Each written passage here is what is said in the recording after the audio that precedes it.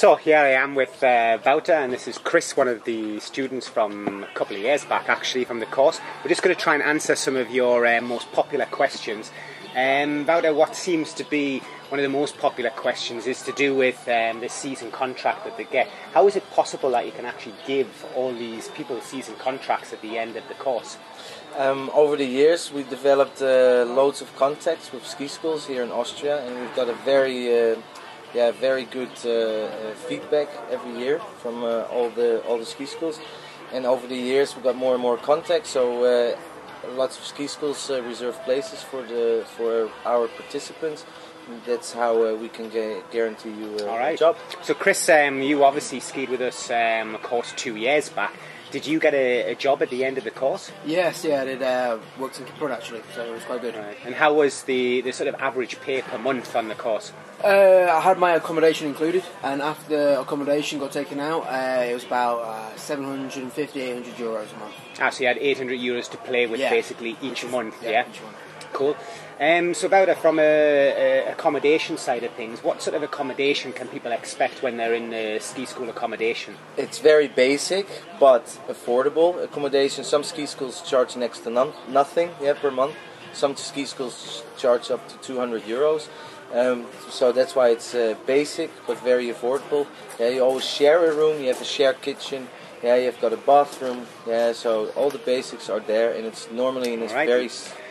So people are coming on these courses. What sort of experience is perfect for this type of course, like the level 1 course, for example? The level 1 course, of course, the most ideal would be as of a minimum of 10 weeks, because we can work your skiing, we can work with your skiing.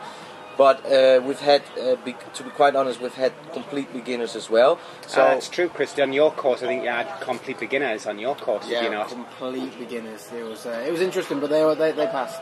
They passed as well, yeah. So they'd never skied before, but actually came on the course and went off and did a ski instructor job for the year. Yeah, he did. Yeah, so it does actually work. But so we're basically saying about that if somebody had 4 or 5 weeks, it could still work for them. Still work, yeah. We always say the minimum standard is parallel turns on a red run. Yeah, but if you are not so confident about your ability... Is it possible to come a bit earlier and maybe do a little bit of a pre-course before the course? Yeah, we always say come a week or 2 weeks out earlier, so we can bring you a bit more up to speed, and you have less problems on the exams. Yeah. So one of the other questions that's asked a lot, of course, is most English people, probably like you, Chris, learned French in school and didn't get a chance to do much German. How did you find the German side of it on the course, Chris? It was challenging, but for me it was also interesting. I've always had a little bit of a knack for languages, but as long as you make the effort and you always try and speak the language, you get through and you learn very quickly. Do people predominantly teach anyway English then when they go off to the associate ski schools? Yeah, I have to say 90% of the time they'll teach, you'll be teaching anyways English, because if your German is not good, you'll be teaching anyways. Well, what about people thinking of doing, for example, the dual qualification course or snowboard and ski course? Normally I would say that people who snowboard or maybe never skied or not so good with the skiing. Is this a problem for dual qualification? No, because with the dual qualification it's always the case that they're more lenient towards one thing than the other. So if you're good at skiing, for example, and you're not so good at snowboard, they're a bit more lenient. Vice versa. Right, okay then. Yeah? And I have to say with the dual course, most of them is always the snowboarders are taking the dual course, because over the last past years the jobs for snowboarders has decreased, due to the fact that there's not many snowboarders. In talking about decreased jobs available for ski instructors, I mean, we're very lucky here because, as you said about it, you're able to find people work and guarantee them that work after the course.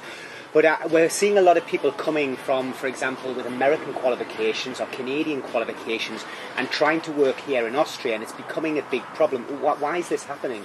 It's mainly because of the visa.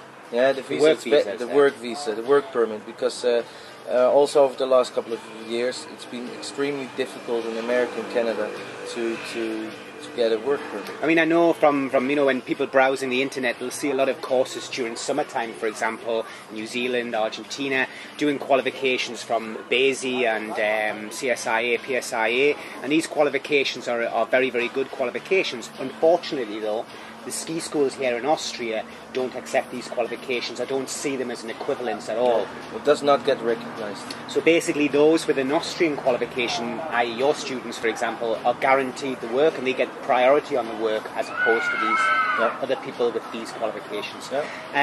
Chris, I mean, work-wise, you've worked now 2 seasons, I believe now, because you're from a course way back.